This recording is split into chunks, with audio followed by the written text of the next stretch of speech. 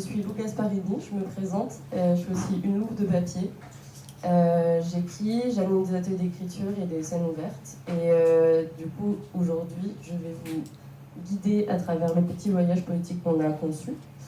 C'est les 3 ans de la CAL, je pense que la plupart des gens le savent, mais on va quand même vous souhaiter un petit joyeux anniversaire à la CAL. Joyeux anniversaire à la CAL.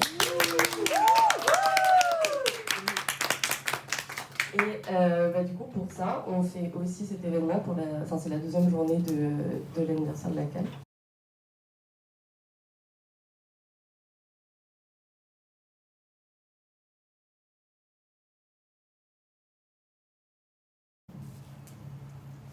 Encore ton corps d'or, un orage en montagne, une cascade cavalcade. Escalade en milieu hostile. Île déserte d'hérétiques t'y rejoignent et t'enlacent, t'agacent et que tu repousses, sauvage rousse. Feu mouvant, émouvant, étourdissant, sacré, sucré. Et encore ton corps d'or, un orage en mer merveilleux, très très bleu, tes grands yeux, ô ma biche chassée, convoitée, étourdie, discontinue, odalisque nue, diva mélancolique et créatrice, tressautante tentatrice. Douce torture, tendre démon, angélique créature, mortelle aux ailes d'argent.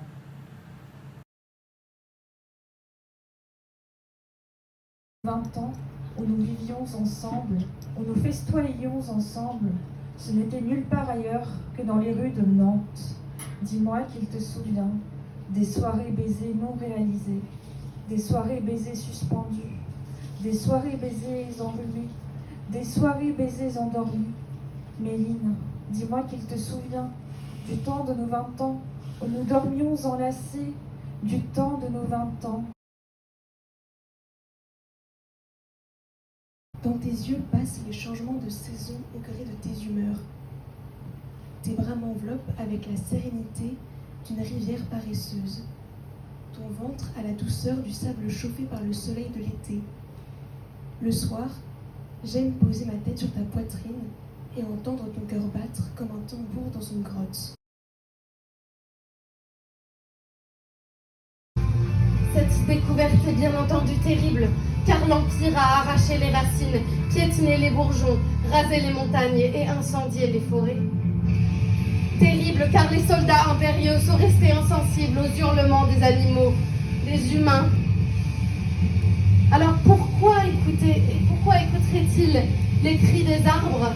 Terrible donc, car cette nouvelle retentit dans le silence du végétal déjà déraciné et dans les lamentations du vivant à dépérir.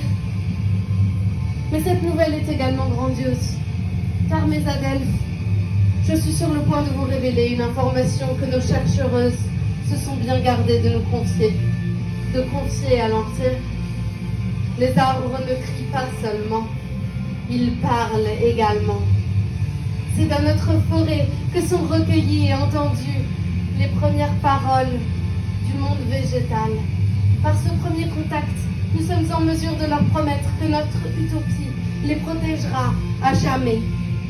Mes amis, ce soir, je n'appelle pas encore à la révolution. Elle attendra l'aube. Mais je vous adresse plutôt une ode à l'espoir. Sachez que le soulèvement arrive à coups de branches et de racines et que les êtres arbres sont de notre côté.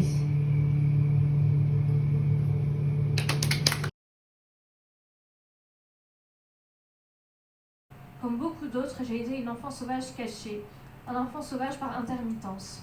Je ne sais pas qu'une enfant torturée qui faisait se suicider ses pas de choc du haut de la falaise que formait mon lit. J'ai aussi été une révolution silencieuse. Quand j'étais petite et que je tapais mes petites histoires sur l'ordinateur familial, je saisissais un drapeau et montais sur une barricade. La petite fille devenait petit garçon, car il n'y a que les garçons qui tombent amoureux des filles, n'est-ce pas? Ça m'a semblé instinctif, un réflexe. C'est ça la révolution. J'inventais mes propres règles et je brûlais la morale. C'est aussi cette liberté interne qui m'a poussée à demander à des amis si elles étaient d'accord avec moi sur le fait que, statistiquement, les femmes sont quand même plus belles que les hommes. Ce n'est pas moi qui le dis, ce sont les chiffres, c'est une affaire de maths, pas de subjectivité. Quand on commença à fantasmer sur nos futures premières fois, j'ai pu tranquillement leur dire que je voulais faire ma première fois avec une fille parce que les doigts savent passer, mais un pénis c'est effrayant. Je m'imaginais me décomposer, me déchirer, me scinder en deux devant un organe génital masculin.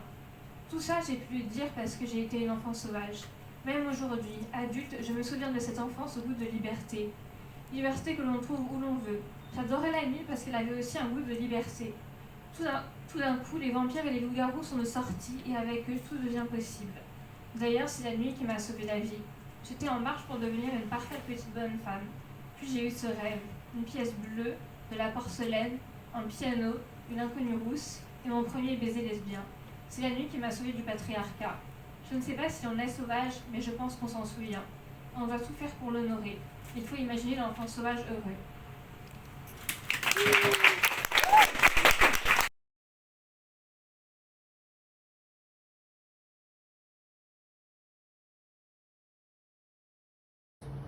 Du moment qu'il y a 2-3 mots, vous savez, qui sonnent jolis.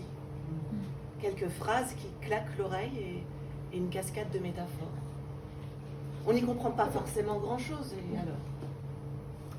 Rajoutez au bazar un arc en braise ou des coquillages en lutte et hop, le public queer et ses alliés sort comprise, voire conquise. Exemple. Au bord de la piscine, nous passons la journée à bézarder au soleil. Nos solidermes fourmouillent de désirs latents. Nos peaux salivent l'absence de tissu, baignant dans une ammoyotique fumante.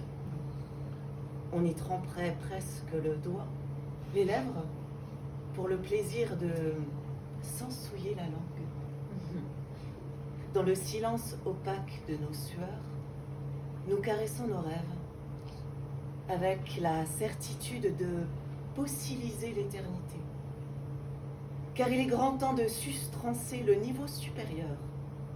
Ensemble, nous écramouillerons leur haine rance, leur postiche de dupes à la baille.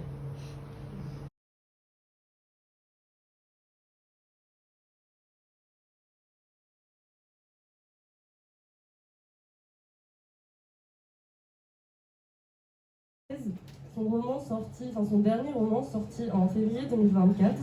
C'est ton deuxième roman. Et avant ça, tu m'as dit, j'ai écrit plutôt de la poésie. Et juste pour la petite anecdote, moi ce roman, j'en avais entendu parler, mais c'est Léa qui m'a prêté l'exemplaire quand on a commencé à organiser l'événement. Et je me suis dit, ouais, bon, je vais essayer de... Enfin, j'ai beaucoup de boulot, je vais essayer de le lire d'ici l'événement. Mais je suis pas sûre, parce que 200 pages, quand même, 2 jours. Je l'ai lu en 2 jours. Je l'ai avalé, le truc. Je l'ai vraiment dévoré. Et notamment parce qu'en fait, c'est l'écriture en flux de pensée. Le fait que tout est écrit un peu d'une traite. Et tu n'en peux plus de l'inquiétude, tu n'en peux plus de la frustration. Tu veux arrêter la recherche. Tu veux te figer dans ton corps comme dans une stabilité éternelle. Tu dis que même s'il faut prendre des hormones chaque jour, ce sera un rituel figé et stable. Ce rituel ne sera plus une recherche. Tu dis que tu as atteint la masculinité, I've reached masculinity, et jamais une phrase ne m'a semblé aussi étrange. Je n'ai jamais tenu ma beauté entre mes mains. Je l'ai toujours vue de loin, comme quelque chose à espérer ou à préserver, à construire ou à retrouver. Jamais dans le présent. Est-ce que c'est ce que tu ressens maintenant, I've reached masculinity? Est-ce que ça veut dire je tiens ma beauté entre mes mains? Est-ce que je voudrais ça, moi aussi, atteindre un but et m'immobiliser dans un présent éternel? Est-ce que c'est juste une façon d'arrêter d'avoir des exigences? Je ne crois pas qu'un présent puisse être éternel. Tu ne le crois pas non plus. Chaque jour, tu te souviens que tes cheveux tomberont plus vite que si tu ne prenais pas d'hormones et ça te terrifie. Tout à l'heure, on a fini la conversation avec Camille en parlant du fait de brouiller toutes les catégories et de faire se mélanger en fait les catégories de forme, les catégories végétales, humaines, les catégories de genre et tout ça. Et c'est exactement ce sur quoi travaille Shams, c'est ta manière de travailler. Donc je vous présente Shams Parker.